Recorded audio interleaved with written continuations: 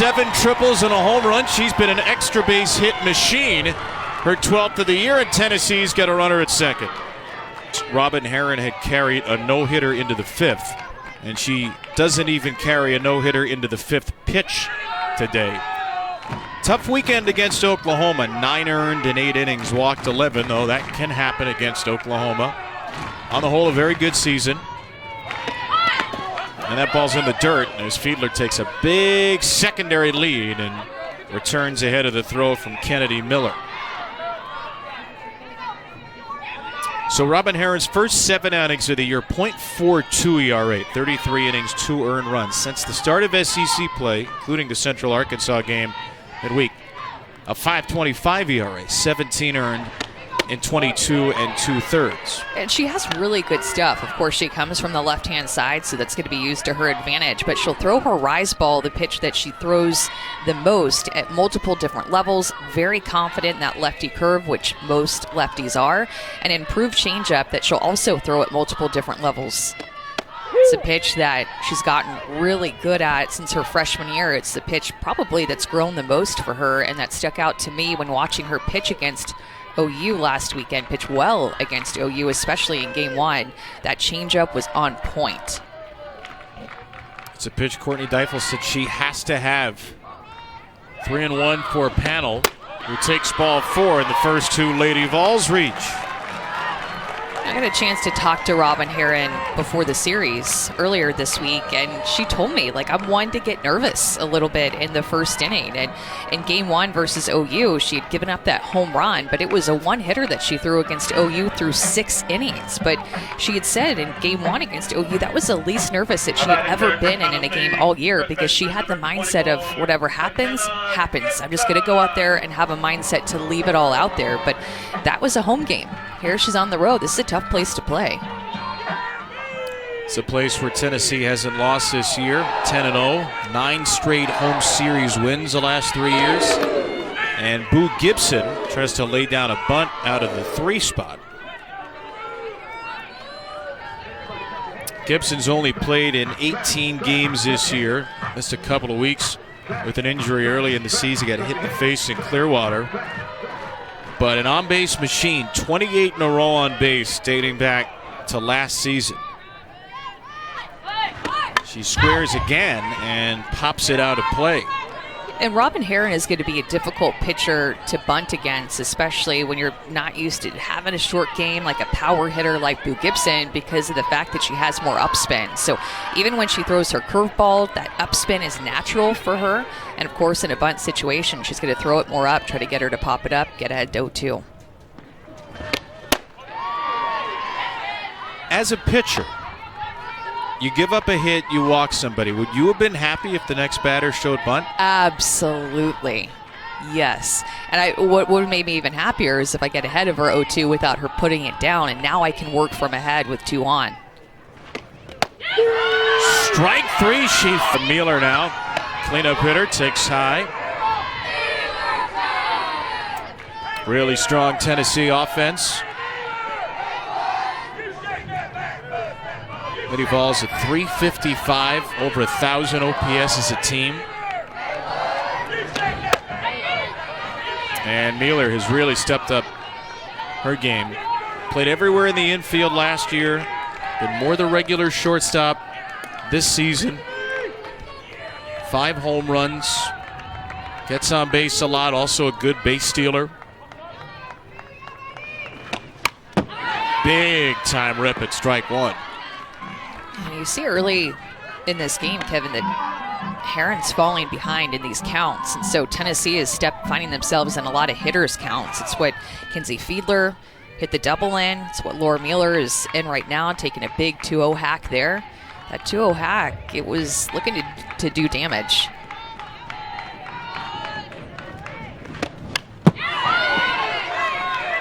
Carbon copy of that swing, and it's 2-2. They're swinging big in these hitters' counts, and Robin Herron is going to have to work more on the edges and try to work from ahead, especially if she can get through this first inning with those nerves underneath her. 2-strike pitch was a changeup last time, and she goes back down and away here.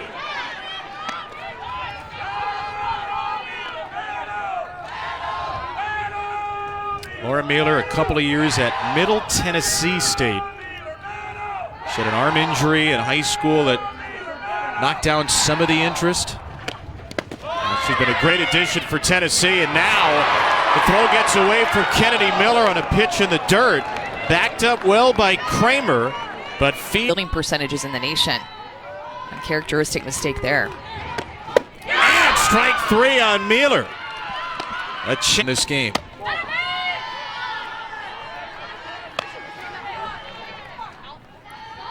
Nugent is coming off a career day on Tuesday. 2-run home run and a grand slam against Eastern Kentucky. Knocked in 6. Serious power in the 5 spot. And another seriously big swing. Well, and I think that Robin Herron will be seriously confident if she can get out of this first inning with the nerves that she knows that she feels, and a couple of reaching with no outs. But you can see her start to settle into this inning with every pitch that she throws.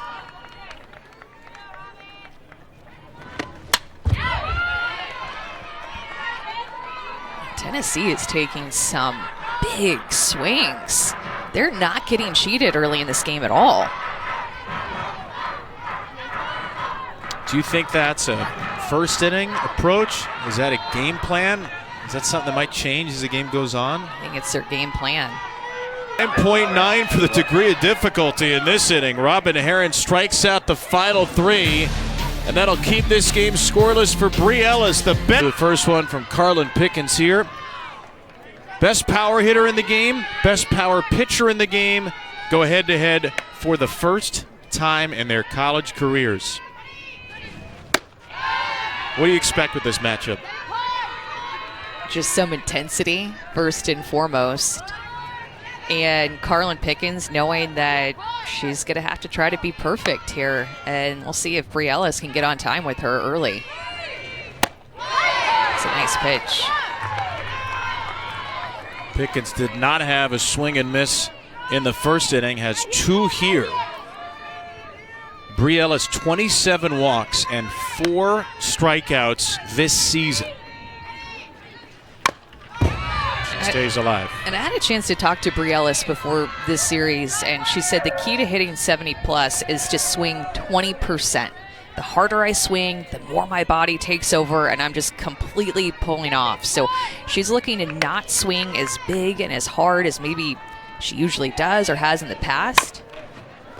A ground ball toward the middle. No chance for Rodriguez. Maybe not at the top of the list for how we expected this power-on-power matchup to go. It's an infield single and the first base runner for Arkansas.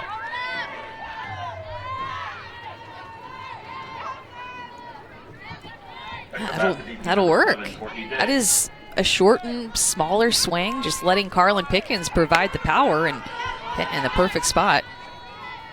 Swing.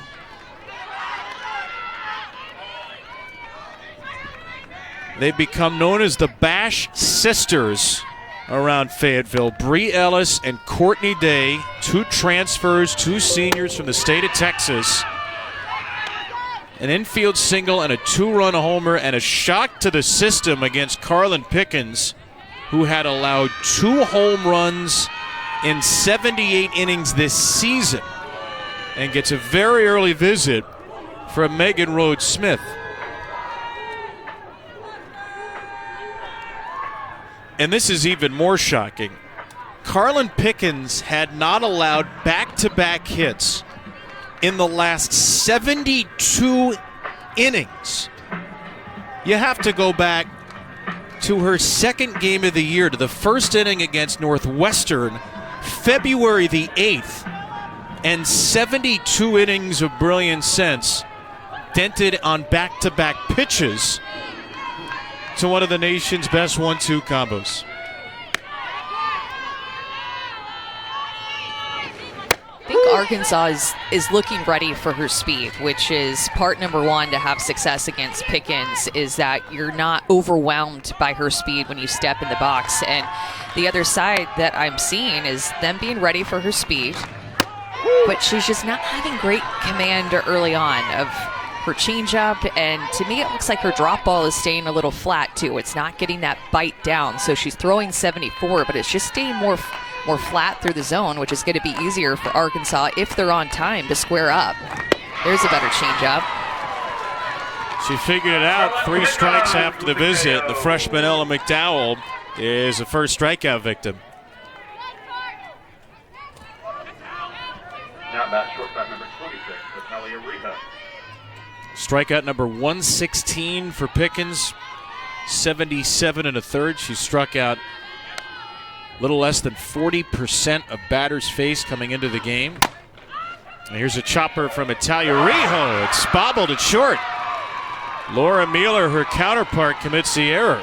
First pitch into left. That's a base hit for Carly Davison. 3 Razorbacks have put the first pitch in play this inning. 2 hits and an error, and an Arkansas rally continues. Another first pitch swing too. The Courtney Day home run was on the first pitch, and now Rijo's hit also on the first pitch. Looking early in the count, if I'm Carlin Pickens, I want to expand the zone early in the count, knowing that they're looking to swing early. And Kennedy Miller holds off on the first pitch to take it high. I mean, this is a real stunner. A crooked number against Carlin Pickens, who allowed 3 earned in 4 innings against UCLA earlier in the year. In her other 14 games, 11 starts, she had allowed 1 or 0 earned runs. 2-0 for Miller. That's chopped foul. And it goes to show, too, how important that Briella's single was. She got down in the count, just continued to fight, found a way on with that infield single, and then boom, next pitch, Courtney Day puts him on the board. But Briella's hitting with 2 strikes, swung and missed a couple of times, shortened up her swing with 2 strikes, and still found a way to get on. It's a dream start for Courtney Deifel, who really likes this team, who loves the group of freshmen she's brought in, loves how coachable they are. Has to be thrilled with the start to this game after a tough weekend. Into center field on a line and right to Fiedler. Was more really. You're Arkansas. You want to come out early and try to grab this first game 1 after losing your first 2 series to start SEC play.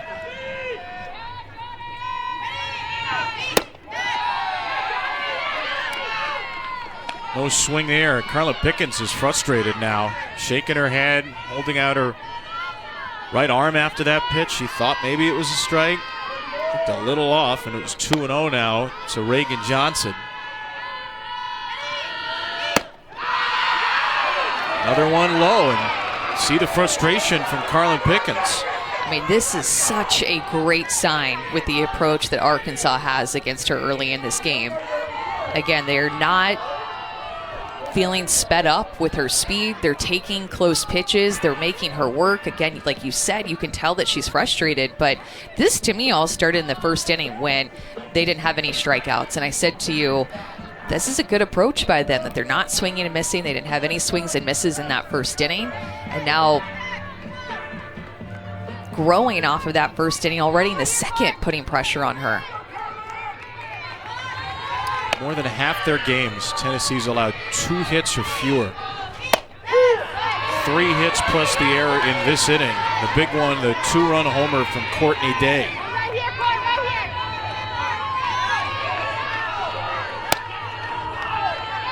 Rijo, Davis in the runners, and a 3-2 count to Johnson.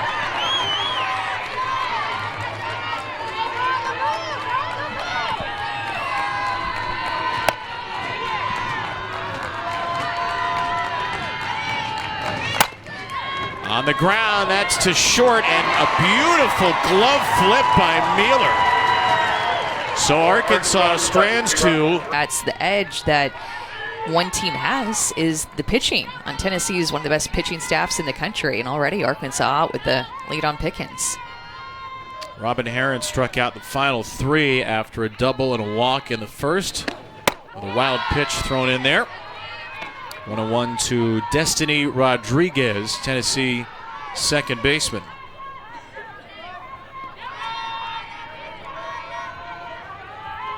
Just her 12th start of the year. Rodriguez 13 out of 30, 6 walks.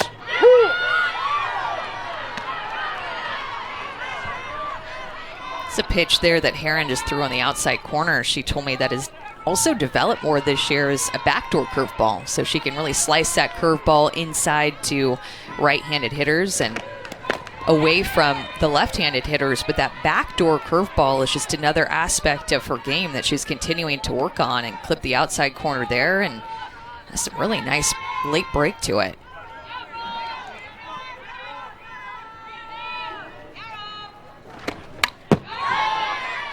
How would you approach Robin Herron as a hitter with all the speeds and spins she throws at you? Looking down, trying to hit that curveball. She wants you to chase her rise ball. She really wants you to chase her changeup too. So with the amount that she throws her curveball, I feel like you know at some point she's going to throw one more about thigh high. There, she throws that changeup again. Wants to get you out on that pitch with 2 strikes. Good piece of hitting there to get rid of it, but I'd look early in the count for something that's more about thigh high and not chasing out of the zone up.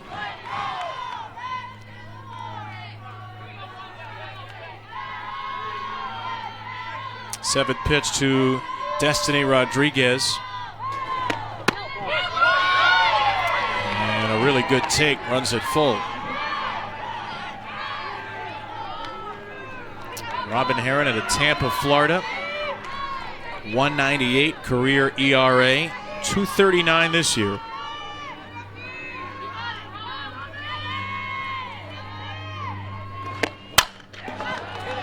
Down the line and right, that will land out of play.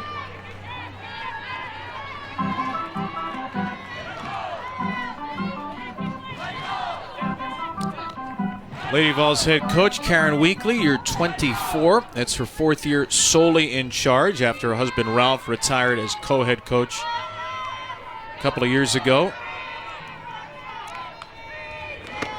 Strike 3. Herron has punched out the... Away from them or maybe a little bit up, trying to get an ID on just how that pitch is spinning. Now that's the backdoor curve. You see it break back over the corner, but it almost looks like it's a screwball sometimes that she's throwing to these right-handed hitters, but I know for a fact it's not because she told me she does not throw a screwball. You think she was lying to you? I don't think she was lying. Ooh, look at that changeup.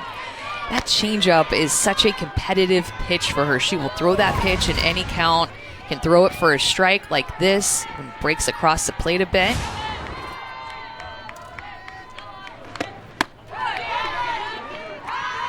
Ryan Brown, the designated player. Sophomore making her first start. 3 for 8, 4 walks off the bench. But in there against a lefty, Tennessee struggled a lot more with lefties. Man, Brown thought she got a double. Maybe that was off the wall. Down a bit. I guess she lost it in the shadows, maybe. She was full celebration mode, and then uh-oh. Looking for her first Lady Vol home run. Instead, it's out number 2 and a strike to Gabby Leach.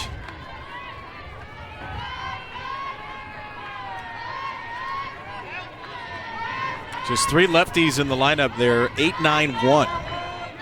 So all stacked together for Karen Weekly.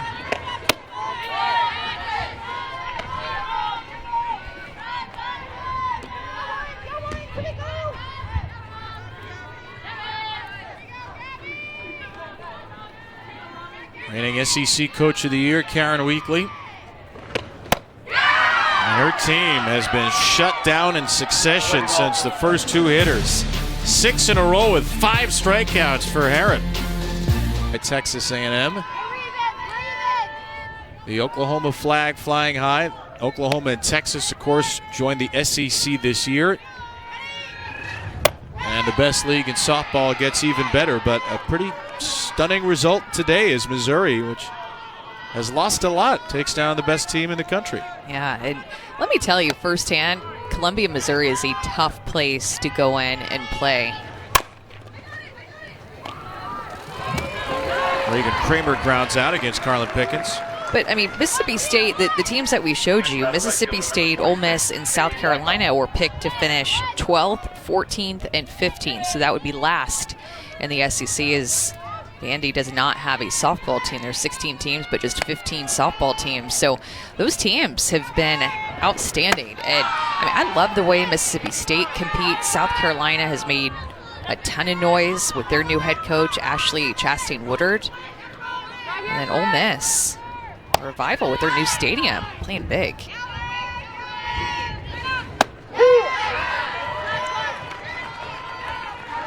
Needless to say, the SEC tournament is going to be epic this year. And Athens, Georgia this season. All 15 teams will be there. 2 strikes on Kaylee Wyckoff. Carlin Pickens trying to get back into a groove after the 2-run, 3-hit second inning. Bree Ellis on deck as Wyckoff takes ball 2. Ellis started the rally, shortening her swing, picking up a 2-strike infield single up the middle before Courtney Day's home run.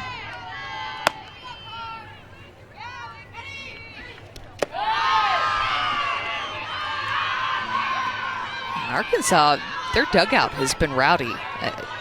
Even taking a 2-strike pitch, working it to a full count, they're into it. Of course they were into it with the Courtney Day home run.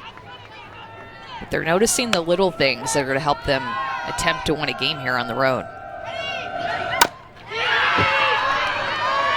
That's a really loud cheer for a foul ball. Yes. That's how they've been.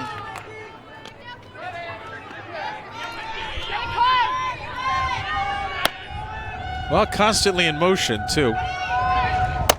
Strike 3 from Pickens as she burns Wyckoff down and in. You know, and here we go, round 2, Bree Ellis versus Carlin Pickens. Really noticed a change in Bree Ellis' swing from her freshman year to now her senior year. So I asked her about it, and she said that swing change started to really take place her junior year. This is after she transferred to Arkansas to try to foul off to get to something away. But she worked on it, and while working on hitting that pitch, because she knew her old team Auburn would throw her there, hit a home run off of Maddie Penta and kind of leveled out her swing in the process. And a place you think Carlin Pickens might want to go today. Very well might try to go there. Hit a home run last weekend on up and in as well, but can hit a lot of different parts of the zone, which is why you're seeing her home run numbers increase, and most importantly, ball 1 to the 9-hitter, Savia Morgan. Biggest change for you from those first 2 batters to these last 6? What have you noticed? Her just getting ahead. She was falling behind to the first couple of hitters, and I think when you asked me about Boo Gibson squaring around a bunt, I think that was a turning point for her, because that was her first strikeout, was when Boo Gibson squared around a bunt, missed the first 2 pitches, she got ahead 0-2 and then struck her out, and that was a moment that she settled in this game.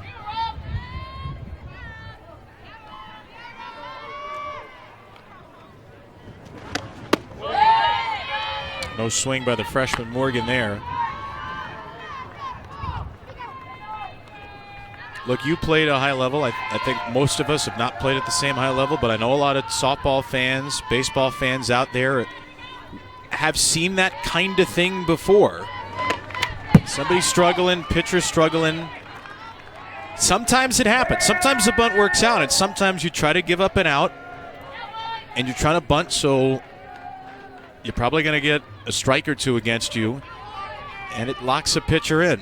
It seems to have done that for Herron, who's been a strike-throwing machine ever since. 2-2 here.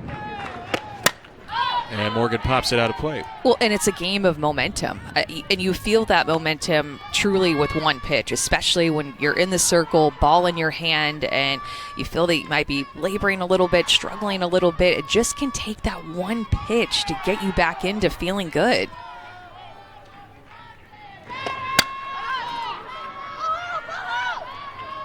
And no surprise to me, look, she gets out of that and ends up striking out the side, and then what do they do offensively?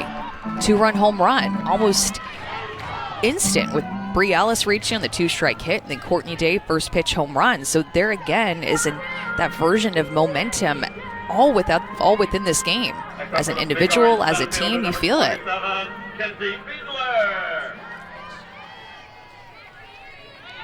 So Morgan's been called out. Kinsey Fiedler is going to step in here. And Morgan on 2 strikes. Let's see, did she step out of the box here? It's highly likely that that's the case. Which will go down as a 2 unassisted when that happens. That's what it is in the scorebook. So it looked like a harmless foul ball, but Morgan, as you see with a lot of left-handed slappers, may have stepped out of the box. Yeah, when you do that with 2 strikes, if the umpire does notice that your foot is out of the box, even on contact with the foul ball, then that goes down as a reviewable play either. And you write down, and stat broadcast tells me, catcher unassisted, 2 unassisted. I'm not going to lie, I write down out of the box. I write down 2U and then I write OOB. That's a little note for myself. Hey, it's great if you're a catcher. You get a free putout. Inside to Fiedler there. Big weekend for Tennessee athletics. Both the men's and women's volunteer basketball teams playing in the NCAA tournament.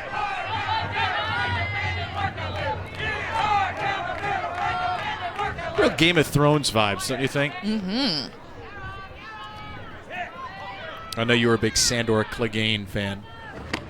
1-1 for panel. By the way, huge weekend as well for Arkansas athletics. The Razorbacks men's basketball team beating St. John's, a game that ended just before ours, and a 2-0 lead for the softballers here. Very dangerous Taylor panel standing in. And there's that changeup from Herron.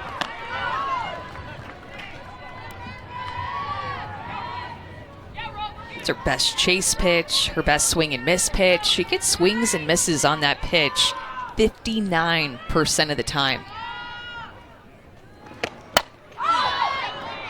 Popped up. Riho takes care of out number 2. And the changeup set it all up, and Courtney Deifel told us we have to nail that changeup. Speaking about Courtney working with Robin Herron, she said we are committed to elevating the level of that pitch. Last year she felt like Robin Herron kind of pressed with that pitch. Didn't throw it as well as she's doing this year, but every year it's just gotten a little better, knowing the importance of having it.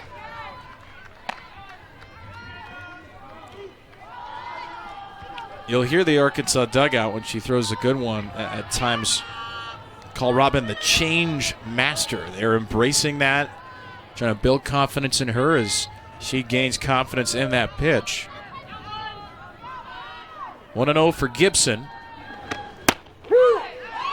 Well, and Coach Deifel also told us that one of the big turning points was just showing Robin Herron her numbers and her data with that pitch, understanding what that pitch does, and just Robin Herron being able to see the data and how it bends and how it will be used and work for her is actually something that frees her up to throw it more and have more confidence in that pitch. There goes Fiedler, and Miller's throw may have been. Courtney Deifel, I think, is asking about the count, which is 2-1. We are going to talk to Courtney Deifel at the onset of the next inning. She'll join us before the top of the 4th. The winningest coach in Arkansas history by a lot. So 2-1 for Boo Gibson.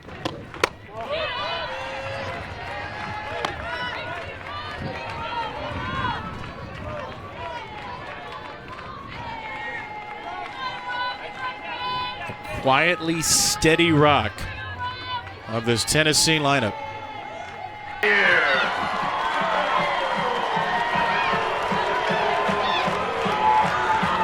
Karen Weekly said that They get 29 games in a row on base for Boo Gibson, who was an All-American 2 years ago, and after a little bit of a down season, is playing like an All-American again this year. 2 strikes on Mueller. Karen Weekly told us in the big moments, Boo Gibson doesn't get jacked up. And at a big moment against a lefty who was twirling a gem, Gibson ties the game for Carlin Pickens in Tennessee. Well, and props to Kinsey Fiedler for being on base, for drawing that walk, finding a way to get on. And Kinsey Fiedler told me that this year, in her senior year, transferring from Washington, she said, I'm not trying to be something that I'm not, but I want to get on base any way that I can because I know I have Taylor Pannell and Boo Gibson behind me. My goal is just to get on base, exactly what the leadoff hitter did in this inning, exactly what she's done in 2 ABs today. Well, Kinsey has now scored 31 runs in 31 games. So usually when she gets on base, she doesn't stay on that base for long.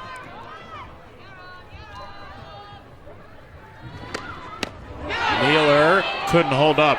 And Herron, 7 strikeouts, gave up a 2-run homer to Boo Gibson. Carlin Pickens has punched out 3, the 2-run home run for Day. Maybe, just maybe though, Carlin Pickens is settling in. She's retired 5 in a row, and the first 4 with 2 strikeouts the second time through the order. On the ground from Day, a spinning ground ball to Rodriguez. It takes her time.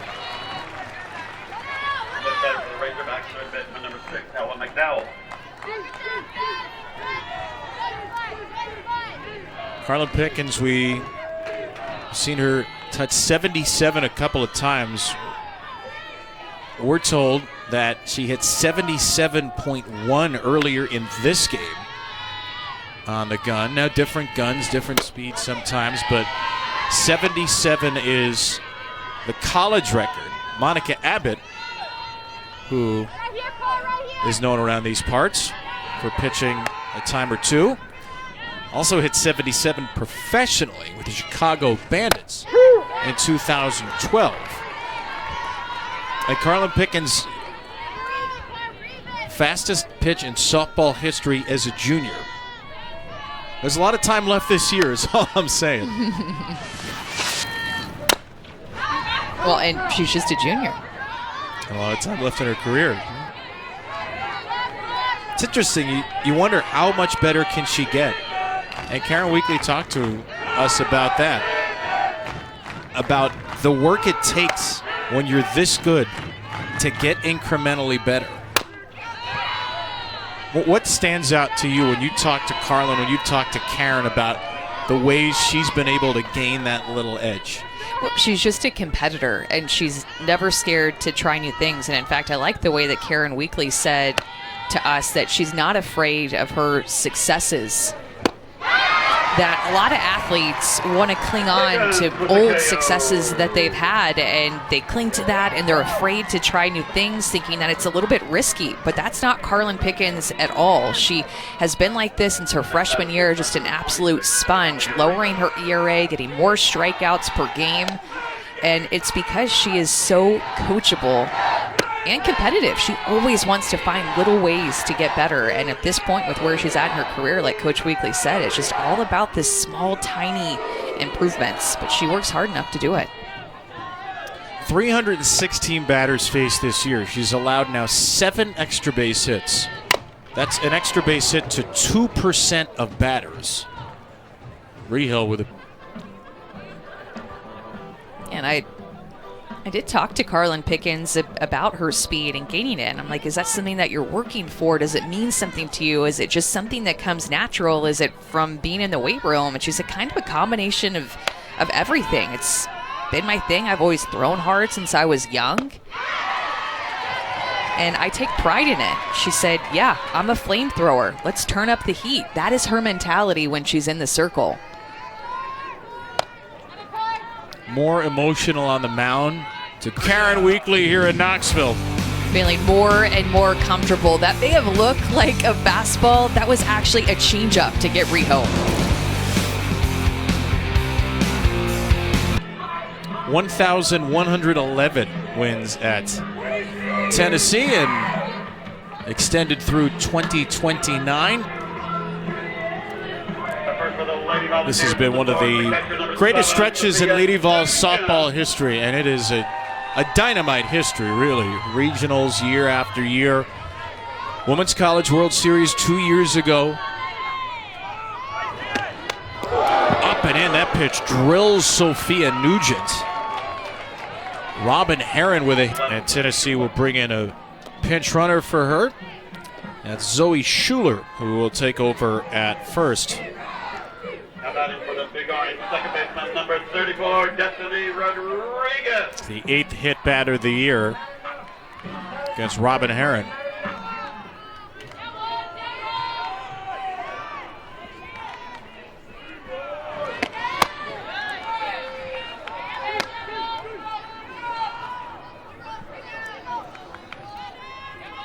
Tennessee to the World Series 2 years ago. They were the SEC champions, regular season and tournament. Last year with a regular season before falling in the tournament. And pretty much the whole softball world assumed Tennessee would go back to Oklahoma City. They win game 1 of the Super Regionals at home against Alabama and then lost the next 2. Were shocked as the Crimson Tide celebrated on this field to make it to Oklahoma City. That was a team with big hitters and big-time players. Kiki Malloy, Zeta Pooney, Peyton Gottschall was an All-American pitcher. It's a different group this year, and they've tried to be a little bit different offensively. Still only 30 games into the year. But Karen Weekly felt like her team had to be a little bit more well-rounded offensively. And she told us, I'm not worried about the overall statistics. I want to know what we do against the top 25 because that's who you're going to face to get where you need to go in the end.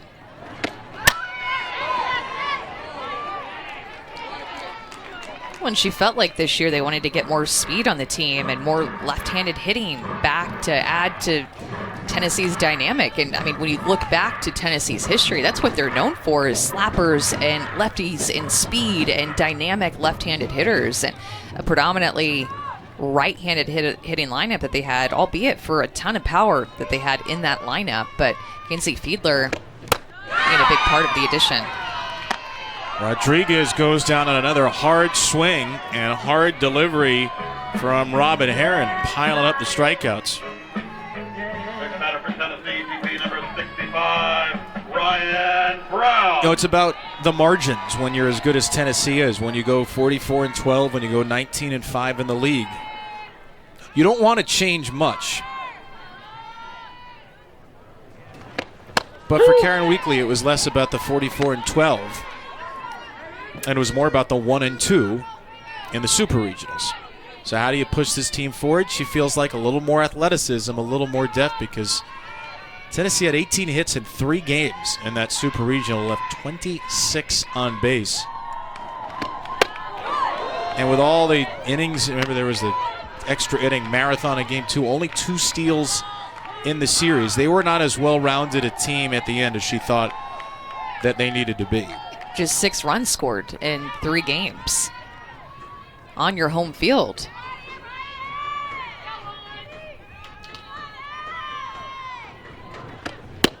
I think you said it ultimately just comes down to being able to score in different ways. And known as a home run hitting team, Craig Snyder, who's there on the left, came in as their new hitting coach, as Chris Malvo was their hitting coach last year. He and Kate Malvo, his wife and another assistant on this team, took the co-head coaching job at Auburn. So Craig Snyder comes in. He was the head coach at Texas Tech for 2 years before coming over here. A well-known, highly respected hitting coach, won a national championship at Florida State, coached at Texas A&M, and then took the job at Texas Tech to be the head coach there, and came on back to the SEC. Strike 3 here. Robin Herron with back-to-back punch-outs against Rodriguez Hap. Great year for the fighting Ben McDonald so far. Gabby Leach a little behind strike 1.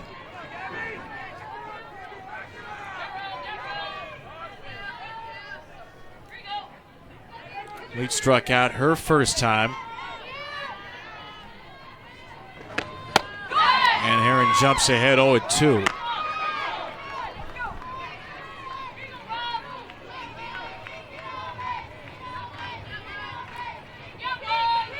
.358 hitter Gabby Leach. OPS over 1100. To her drop ball and rise ball usage, and that fastball usage that she's throwing this year is down to just 11%. Here are the numbers year over year. 44% in 2023. She's cut that down to 1/4 of that usage 2 years later.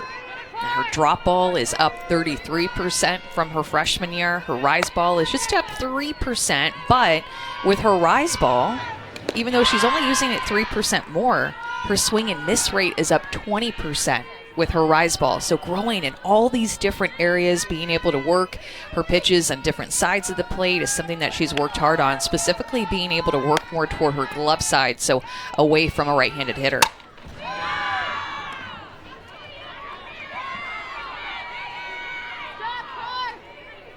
It's almost unfair at times that you could have a pitcher who's thrown the fastest recorded pitch in the history of college softball who's decided, I'm just going to stop throwing my fastball because everything else is so filthy. Up high to Carly Davison. I mean, the whiff rate on her changeup last year was 57%. This year, it's 54%. So a consistent pitch that she's had all 3 years, but still finds little ways to make it better. Davidson jumps on one to left. That ball gets past Morgan all the way to the wall, and Davison leads off the Arkansas fifth with a double. It had been a while since Arkansas had a hit. How about a 2-strike hit from Carly Davidson, her second hit of the game. Her first one was on the first pitch of the AB, and now she gets a 2-strike hit. But this pitch that Carlin Pickens threw was just out over the plate with 2 strikes, and Davidson is on time with it and able to muscle it out to left center field. In fact, she had the last. Sophia Nugent's going to take a trip to the circle. It's 2-0 on Kennedy Miller here.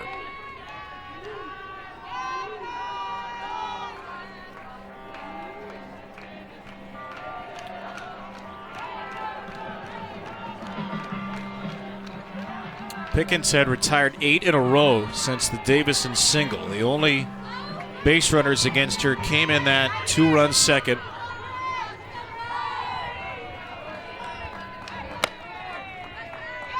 .2-0 now for Miller, who had a really strong freshman year.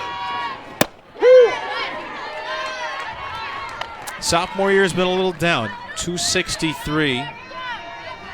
Slugging at just .404 with only 4 extra base hits in her first 24 games. Now squares to bunt on 2-1.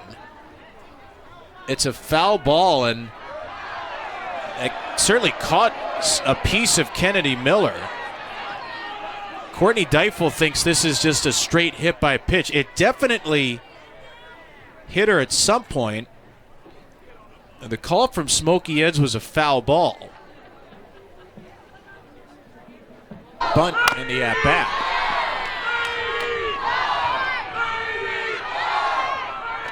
I mean, it's hard enough to hit against Carlin Pickens. Throw a bruise in there, add in a couple of strikes, and Kennedy Miller's just trying to find her way out of this. Still grimacing in the box.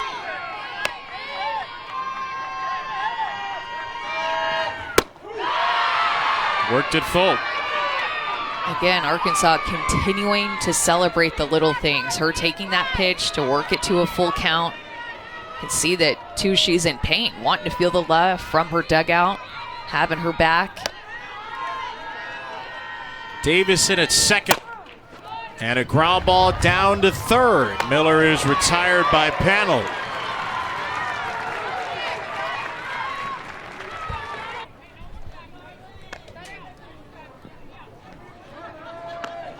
So it's the top of the lineup now with Reagan Johnson.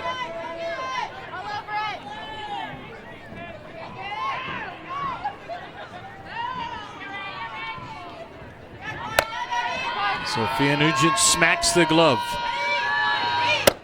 And Pickens hits it off the corner.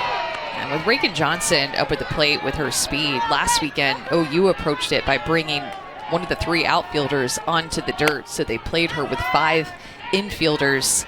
An additional one came from the grass to the dirt, just knowing that she likes to use her speed, go to her slap, trying to find a hole on the infield, and was, for the most part, unsuccessful against OU, taking that shift with bringing that extra outfielder onto the dirt against her.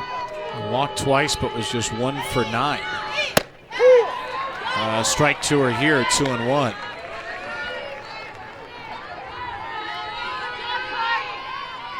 Couple of years at Arkansas, 373 average is the best in program history, 4th best on base percentage.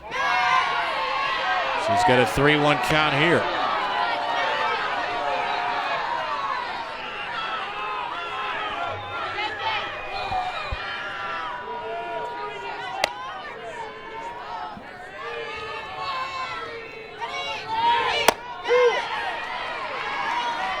Well, Carlin Pickens has now been in 6 full counts in the game.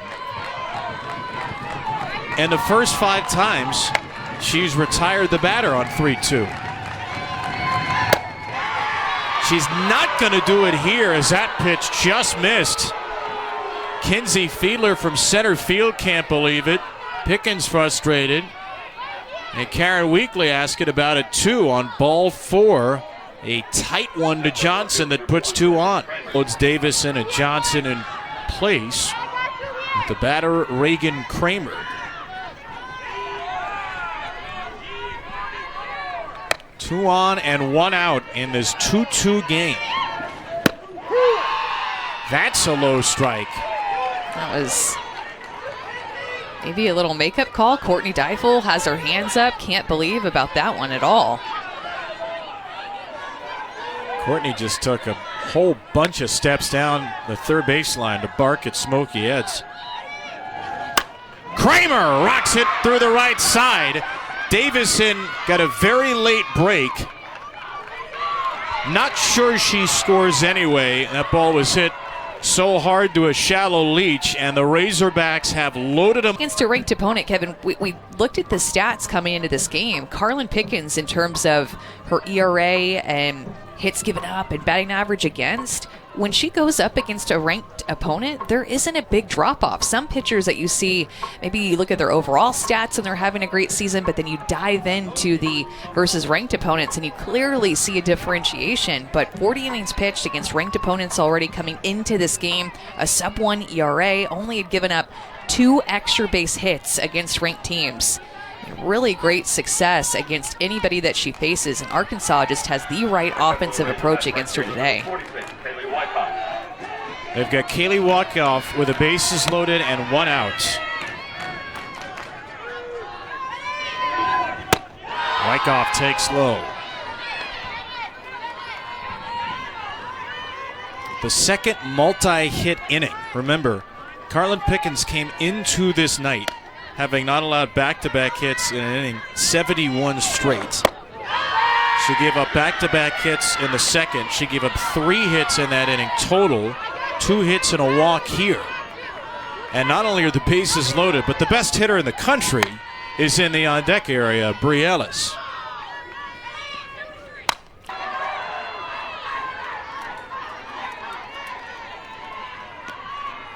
So Kaylee Wyckoff, the former Big 12 Freshman of the Year, continues her great first season at Arkansas. And now Bri Ellis, who has absolutely torched the best league in the country so far. First pitch is tight. When you put Bri Ellis in the 4 spot It's a little further down the lineup than some coaches might, and it means the hitters in front of her really need to deliver. And this inning they have Johnson, Kramer, and Wyckoff, 1, 2, 3 in the order, all reach base and put Ellis in a beautiful situation.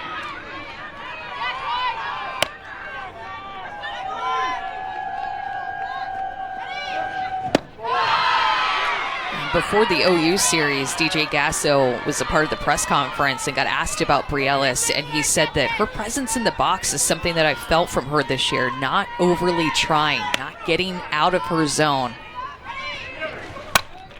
And a big part of that is Courtney Day hitting behind her. Bri Ellis knows that she doesn't have to press, that she can stay a little bit more calm, that it's not just all on her to come through in the big hit, because she has Courtney Day behind her this year, who has already proven herself in this game with a home run off of Pickens. 2-2. Ellis down on strike 3. Bri Ellis had 8 plate appearances with the bases loaded this year. She had an RBI in all 8. A grand slam, some walks in there, was 3 for 3. Pickens may have just saved the game.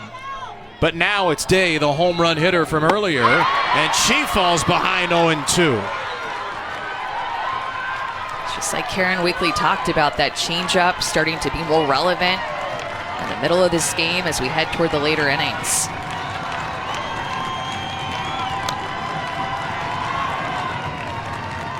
Oh, and 2.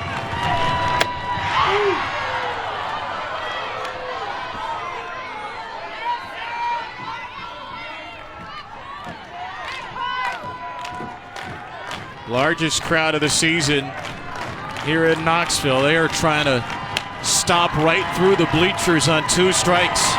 And down goes Day. With the KO for Arkansas in the 5th. 1 run out. 3-2 Razorbacks midway through the 5th. Robin Herron with multiple strikeouts in every inning. She's punched out 10. It's her 10th career 10 strikeout game, and she has outpitched Carlin Pickens, maybe the best pitcher in the country so far. Day and Gibson with home runs. And Arkansas got a 5th inning run.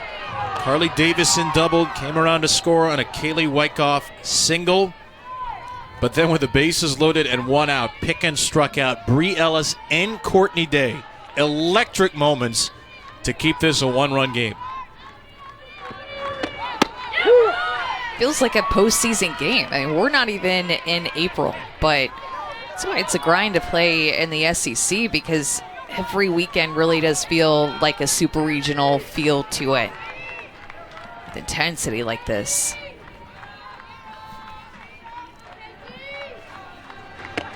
Herron with another strikeout, her 11th of the night.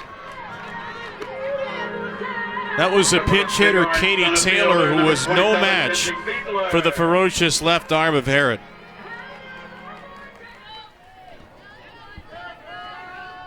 Try to get a right-handed bat up there, and Taylor does not come through, as Kinsey Fiedler will stand in. Only volunteer to reach base twice. Double in the first, a walk, a steal, and a run scored on that tying home run by Boo Gibson for the Lady Vols. A bunt shown and a strike taken by Kinsey Fiedler. Kinsey Fiedler came on her visit to Tennessee. Karen Weekly identified her as a leader right away. She said, "This is somebody I want to be a leader." I mean, she just knew it immediately. And it was a conversation, too, that Karen Weekly had with Kinsey Fiedler. She wanted to make sure that she knew right away that she had permission to lead, saying, "I need you to lead," especially with Kiki Malloy, a leader for them, graduating last year, and a lot of big personalities and big bats graduating. She knew Fiedler had that opportunity to come in and be that next level needed leader that Tennessee needed. She has a swagger, the toughness that inspires confidence in everyone around her. And what a huge addition to just perfectly fit into that leadoff spot in center field like Kiki Malloy did last year.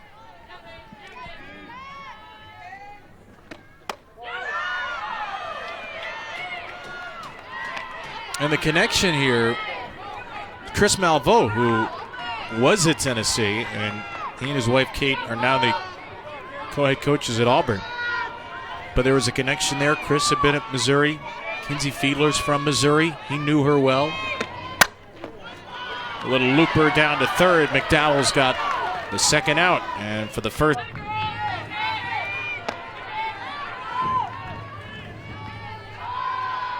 You can't have enough TVs for this Saturday of SEC sports. And we got a thrilling fight here between two teams that have combined for the last 4 years of SEC softball championships. Florida sharing it with Arkansas in 21, the Razorbacks in 22, the Lady Vols the last 2 years. Ball and a strike to Taylor Panel. 1-2. Throw that changeup and then that rise ball, back-to-back pitches, exactly what Herron wants. And I mean, she has just been spinning it, using that changeup wisely and very efficiently. Herron looking for another strikeout. And Panel will rip one out of play. First teamer in the league a year ago. She had 342 in SEC play. That was way up from the non-conference. And Panel this year has been exceptional. Multiple RBIs, 14 of her 30 games.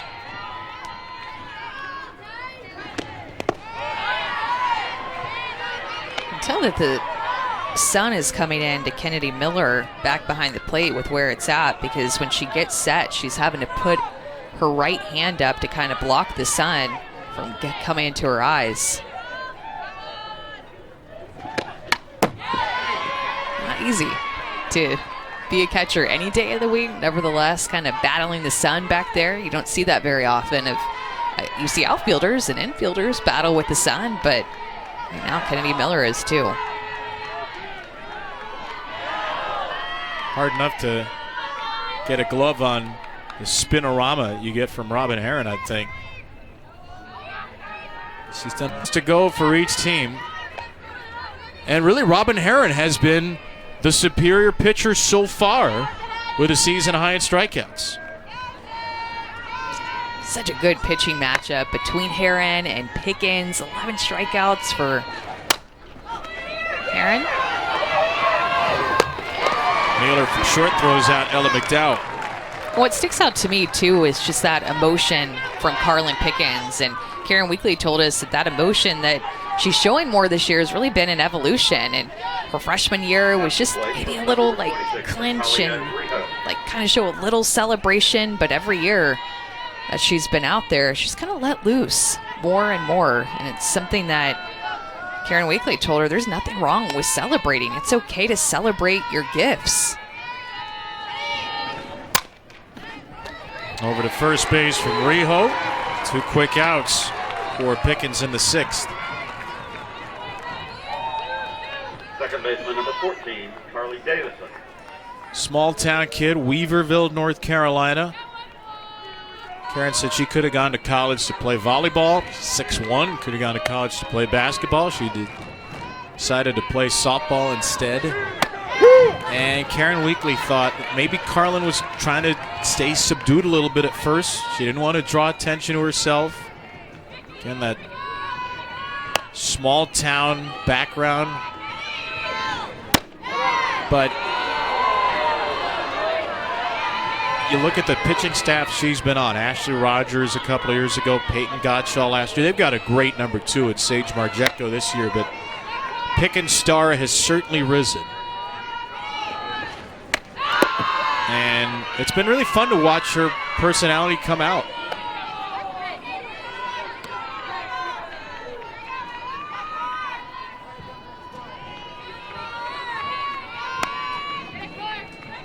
Most self-aware athlete, Karen Weekly said, that maybe I've ever coached. And the emotion that she's showing and the way that she's engaging with her infielders and outfielders and just overall, I mean, you look at that and you can just see how she's a more confident pitcher in her junior season.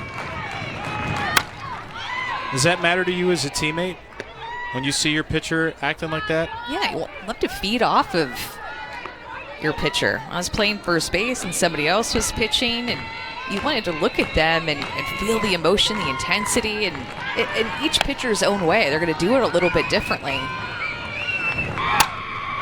Davison, high in the air to left field. Not quite enough.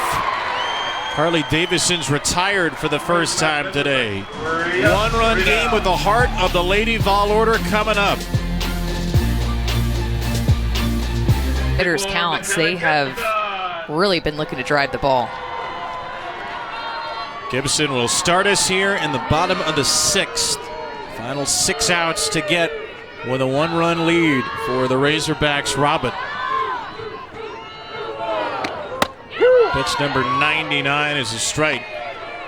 Oh, that at-bat to Gibson. Remember, Courtney Deifel was not happy about a changeup she thought should have been strike 2 on a 1-1 count. Stolen base attempt. So a 2-1 count turns into 3-1. And maybe that changes the way Robin Herron pitches.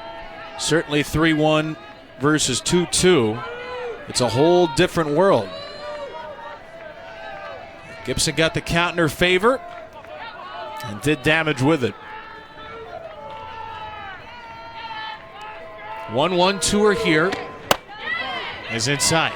When I like it when Courtney Deifel talked to us about Robin Herron, she said some of the biggest steps that Herron has taken is just more competitive, more of a combative mindset. And if the hitter hit a home run off of me the last at bat, and I have more of a competitive mindset, I am wanting to get them out on this next AB. Changeup called a strike. It's 2-2.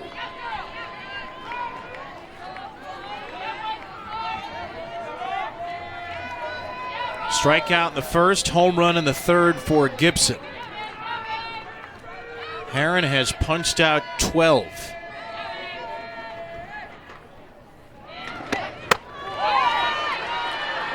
Three and 2 for Tennessee's 3-hitter. I feel like we've seen a lot of full counts for Herron, but maybe it's because I'm just thinking about Pickens finding herself in 11-3.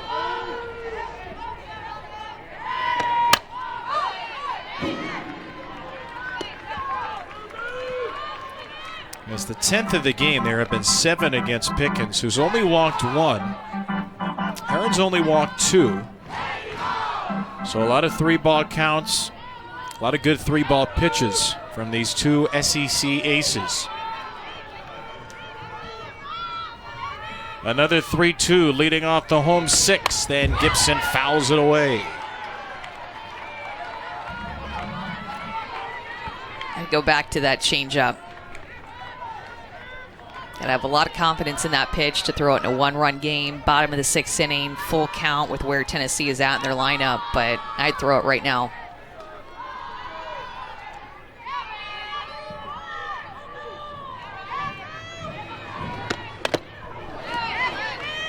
On caught a piece of Miller, who's been in the line of fire twice tonight. Let's see if that changeup comes into play right now. 9th pitch. Oh, looked like a little drop ball low and a leadoff walk for Gibson. Tennessee puts the leadoff runner on for the hitter. Bats for a 3rd time. Mueller bunts it up in the air and caught by a sliding Ellis. She's not one-dimensional, Bree Ellis, the nation's best hitter, with a in the middle of the lineup with nobody out today. 1st and 2nd, nobody out. Gibson tried and struck out. Leadoff runner, nobody out. Mueller tries and pops up. But remember, Karen Weekly wants a more versatile offense.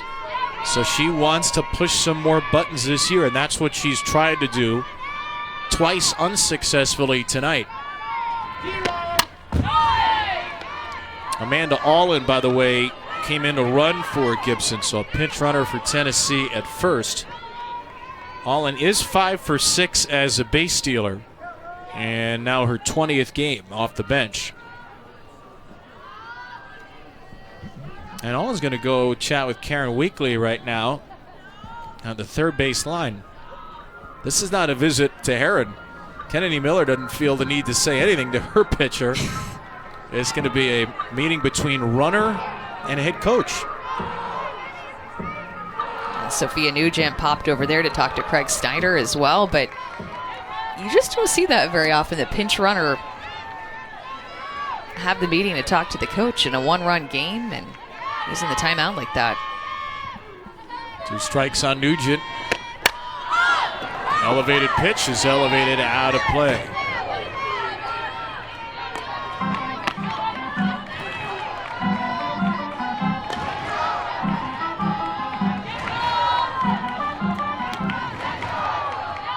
Marquette saw just 1-5 in the SEC. This would be a monumental win to open their third conference series.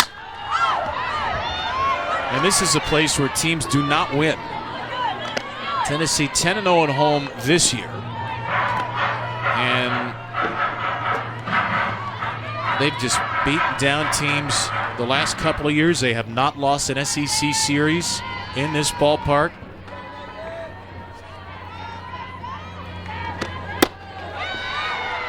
Unless you count that Super Regional Series, which was an all-SEC against Alabama a year ago. In the regular season, it is hard to touch up Tennessee in Knoxville. In fact, they're 17-1, the Lady Vols, in their last 18 SEC series overall. Nugent, a deep Sophia Nugent off a career-high 6 RBIs Tuesday with a monumental ribby on Saturday. Strike 1 to Destiny Rodriguez with the go-ahead run, now in scoring position. Been calling Kevin for the changeup since the Boo Gibson at bat. I don't know why that changeup has gone away with the pitch calling in this inning. Would have liked to have seen it in that 1-2 count to Sophia Nugent and then as well to Boo Gibson.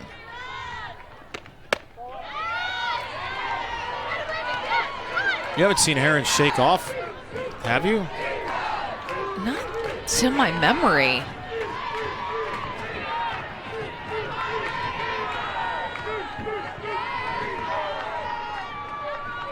One. I mean, would it be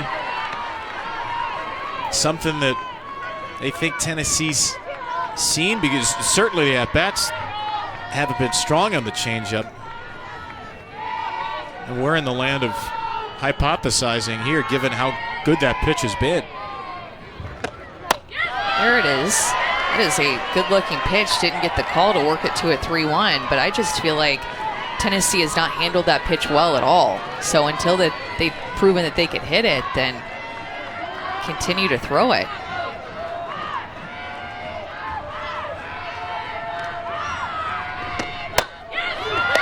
That's ball 4. Rodriguez fires up the Lady Vol dugout with Tennessee's second walk of the inning, 4th of the game. There's some great takes, too, by the way. Destiny Rodriguez has struck out twice against Herron. And, you know, your heart starts to beat a little bit faster. Game on the line, runner in scoring position. You know you've struck out twice, but to put together an at-bat like that and take some of those pitches says a lot about Rodriguez and her mindset in that AB. Ryan Brown with a very late decision on that first pitch.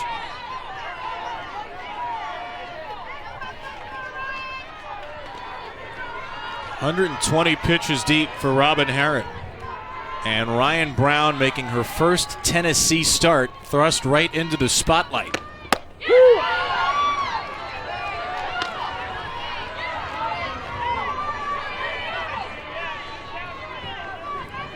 Native of Thompson's Station here in Tennessee, who went to Texas, was a bit player last year as a freshman, now back home.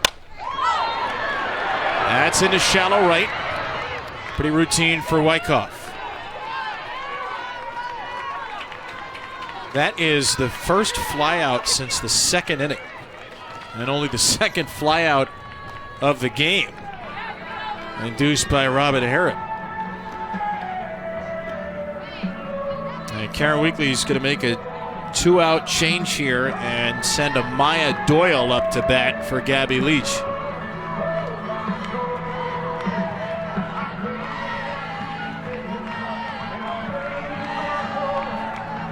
Leach really had a tough time left on left. Struck out twice, only saw 1 ball in 2 plate appearances. Doyle 7 for 34, but she does have 9 walks and 2 homers. 3-3 game. 2 on, 2 out. 6th inning of 7. It's been a wonderful game to start what will hopefully be a wonderful weekend between these 2 SEC powerhouses. 0-2 for the pinch hitter.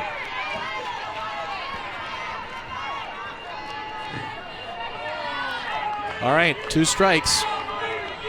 You've been calling for the changeup. You thinking again? Maybe not now against a pinch hitter. I try to expand the zone with the rise ball, see if she'll chase that. How late she was on that last pitch. Goes to like a rise ball in the outside corner, a little low rise ball there, but I don't know if now's the right time for that changeup. Again, I would try to go with the rise ball up and in her hands. Still mess with that eye level a little bit? Yeah. There it is. Carlin Pickens 6 1/3 tonight. 3 runs, second most she's allowed all year, or tied for the most earned runs as well against UCLA. But big time pitches in the 5th after giving up the go-ahead run, loading the bases with 1 out against Bree Ellis and Courtney Day, who have been as good a punch in the middle of the lineup as any team has this year. She got 2 strikeouts. And now you get Johnson and Kramer, or even if you get 2 of the next 3, Johnson, Kramer, Wyckoff, you don't have to face Bree Ellis in this 7th inning. You don't have to face Courtney Day in this 7th inning. Johnson, a bunt shown, and a 3-1 count to the patient leadoff hitter. When Carlin Pickens has pitched in what seems like, to me, from the outside looking in and following Tennessee, a lot of close games. And maybe it's because the games I'm tuning into are against the higher ranked opponents, but even just in our last 5 outings, she's been pitching with the game either tied or protecting a 1-run lead or pitching in a 1-run game in 23 of 29 innings that she's pitched. This is going back to the UConn series and now pitching in this game. I mean, she's been pitching under a lot of duress, a lot of close games.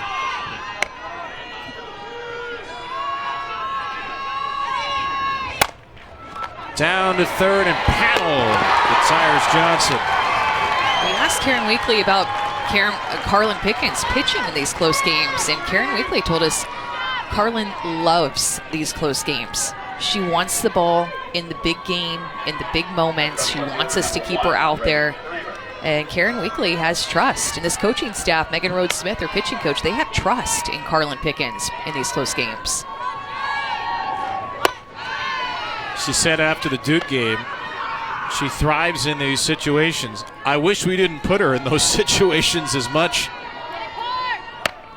They put her in one again, but Tennessee has rallied twice from a deficit. And that's what we saw last weekend. Karen Weekly made sure to point this out, that UConn scored in 6 innings over the 3 games last weekend, and every time they scored, Tennessee scored in the bottom half of that inning. Arkansas scored in the 2nd tonight. Tennessee scored an inning later in the 3rd. Arkansas in the 5th. Tennessee an inning later in the 6th. So a little bit of a delayed response rate, but they've rallied twice, and they can walk it off with a run and 1 more strike from Pickens. Well, we showed her numbers versus ranked opponents this year with a .88 ERA. But her record, even despite that ERA, is 3-3 against ranked teams. 2-2 Reagan Kramer. Works it full.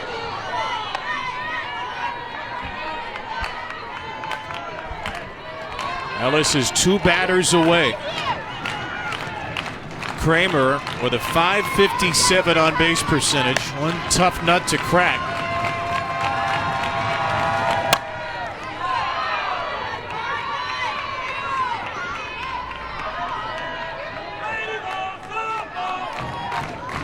Kramer just has these at-bats where she grinds. It makes a pitcher grind. She has such a good eye at the plate, so much discipline. Another 3-2, and Kramer takes ball 4. So the go-ahead run is on in the 7th. Just the second walk for Arkansas tonight. Next batter, right fielder, number 46, Kaylee Whitehouse. So Bree Ellis now moves into the on-deck area, and Kaylee Wyckoff stands in. Had the go-ahead RBI her last time with a 5th inning single. With a big bat of Ellis looming, Wyckoff, who is no slouch, will try to keep the inning alive.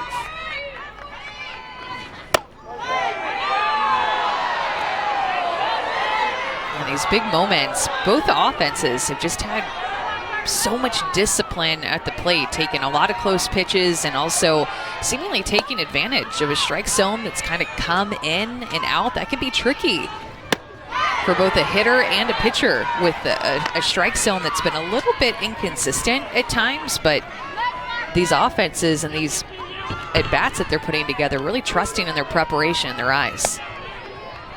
Pickens with a season-high pitches. Number 126 will be fouled away.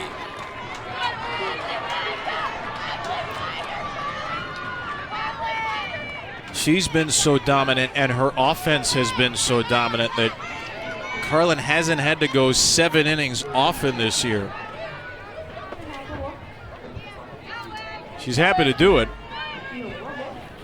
but only 7 innings or more 3 times. A lot of run rule wins for Tennessee, 17 of them. Arkansas with 16 run rule wins. Neither team's going to be doing that tonight. This is hanging by a thread, skin of your teeth type stuff.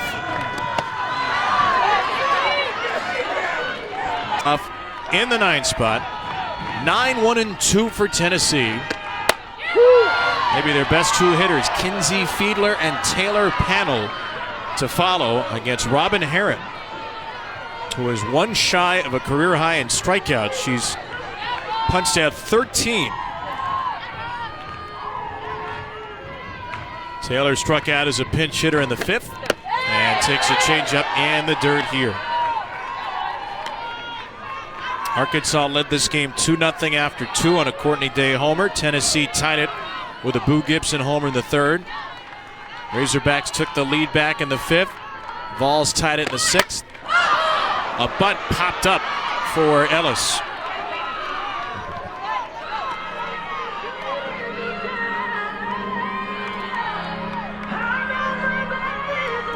So Tennessee has never led in this game.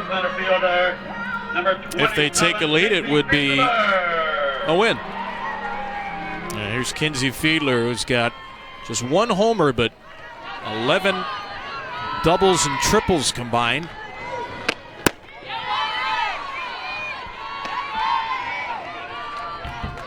Season high in pitches for Herron as well. Number 130 was low to the first-year Lady Vol.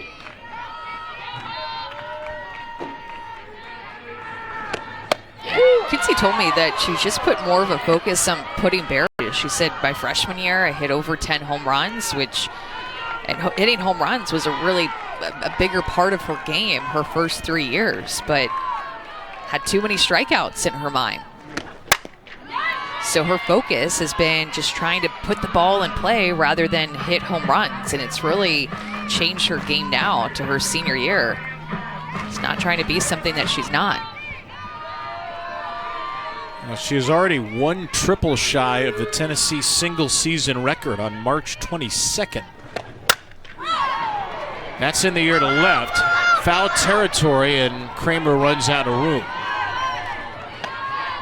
Which is something that Karen Weekly told her in her exit meeting in December, that she was going to break the triples record. How wild is that? A savant, Karen Weekly. She could look into the future. Hasn't happened yet, but she's definitely on track. Off the fist, that's foul. I don't know if that would make me more excited or frightened to have Karen Weekly read my palm or break out a tarot deck. Lindsley Schutzler at 8.06. And 19 years later, Kenzie's got 7, just 30 games. Strikes out Taylor panel. The only thing separating this game from extras.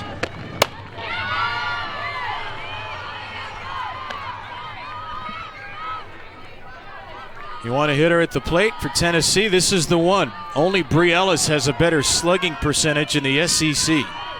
11 home runs, 977 slug. Strike one to her here, though, on a night where Panel has walked, popped out, and struck out, been held in check by Robin Herron. Going the distance on an Arkansas staff that is not quite as deep as some of the ones they've had recently. Their pitching has let them down the first 2 series in SEC play. But Herron has been awesome tonight.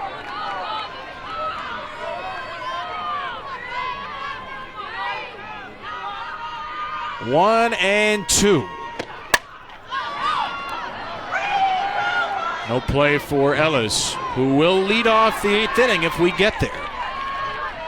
You can see how good Robin Herron's stuff can be. And oftentimes, I think, overlooked in the SEC. And this is really the first year that she's been an ace on the Arkansas staff. So maybe that's the reason that she's been overlooked at times. But you see what she's capable of. Even, again, a pitcher who one-hit OU through 6 innings just last weekend in Game 1. Then they ended up scoring a bunch of runs in the 7th inning. So when you look at the Game 1 score, it's not necessarily indicative of how Robin Herron handled their hitters for the first more than half of the game.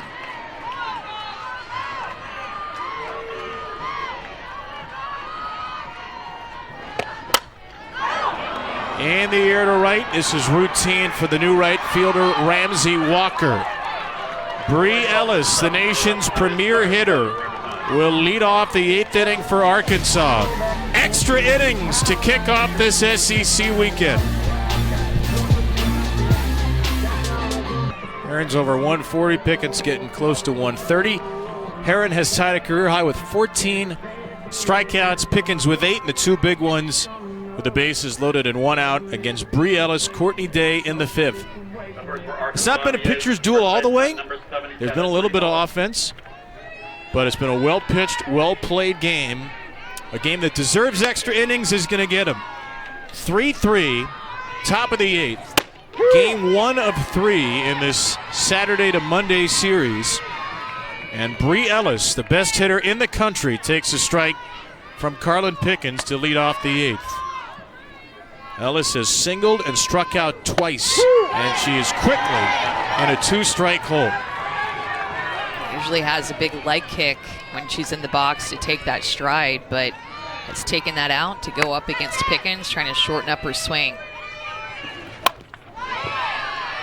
Bree Ellis leading the nation in home runs, on-base percentage, and slugging percentage. It's been 9 years since one player led Division I, and those 3 this deep into the season. That was Lexi Elkins of Louisiana in 2016.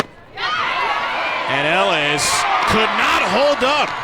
Ronald White, the first base umpire, 4 strikeouts. And Carlin Pickens has punched her out 3 in a row.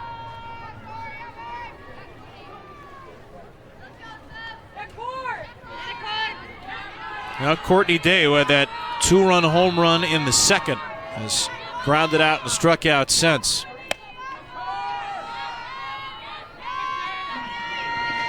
I like the way that we've seen both of these pitchers rebound in this game. It has not been easy at times for both of them, kind of like how you were trying to describe. It's been a pitcher's duel, but then there's been a little bit of offense, but they've made a few mistakes, but they've just gone back and forth. They've both fought.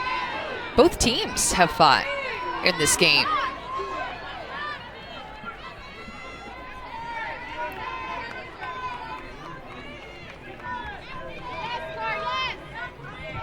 Tennessee's come back from down 2-0 and 3-2. They have not led.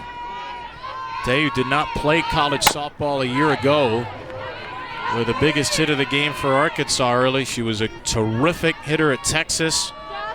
World Series All-Tournament team at 22. Transferred to Ole Miss after 2023. Ended up not playing. Thought she was done with softball. Became a teacher and a coach in Cleveland, Texas at Tarkington High School.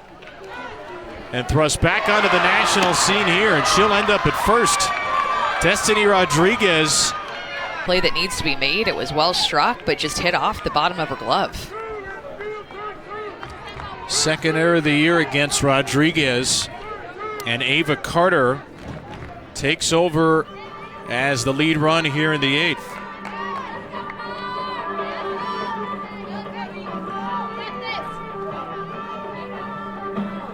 He's running on first, number 21, Ava Carter. Arkansas really does not Now batting for the run Razorbacks, much. third base, Reagan Johnson has 13 steals. The rest of the team has 10. And Ava Carter hasn't so much as attempted a stolen base this year. She's at first. And Ella McDowell's at the plate.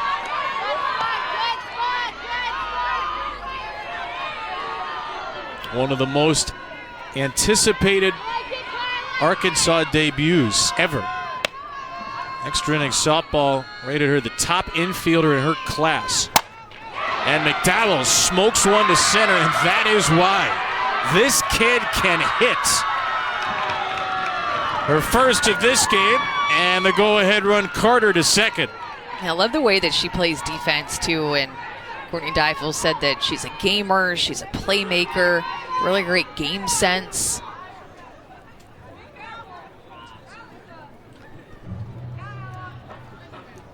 .139 pitches in for Carlin Pickens. Nobody's currently warming up for Tennessee. Megan Rhodes Smith, their wonderful pitching coach, is going to have a chat with Carlin Pickens. She started calling pitches this year for the first time. That had been Karen Weekly's job. So Karen Weekly is talking to the home plate umpire while Megan Rhodes Smith is out there. So I feel like we might have some kind of a change here that she's talking to him about. Well, Sanaya Morgan had gone back into the game and left for Taylor at the start of the inning. And Gabby Leach went back to right.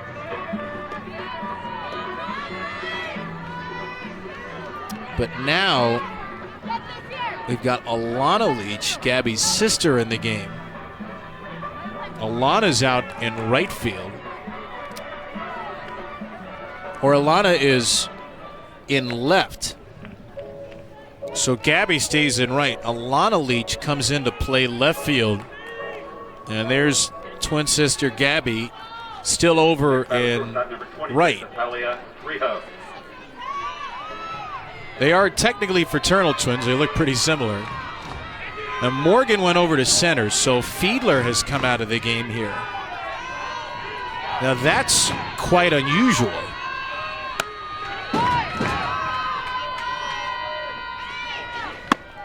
Mackenzie Fiedler, Tennessee's everyday center fielder, wonderful all-around player, is out of the game right now. She leaves with 2 on, 1 out in the 8th inning. In a 3-3 game with Natalia Rijo batting. And a ground ball slapped to the left side, knocked down by Mueller. Carter held at third, and Arkansas has loaded the bases again. Put on the stop sign early. She made up her mind. And I will say, Carly Davidson has swung the bat well off of Carlin Pickens, so maybe that the back of her mind. 2 hits tonight. And this ball line the other way, foul. You need to have a lot spinning through your head in a short amount of time as a third base coach. And maybe this is part of the mental calculus. A single, a double, a fly out to the warning track. Any of those would do with the bases loaded and 1 out.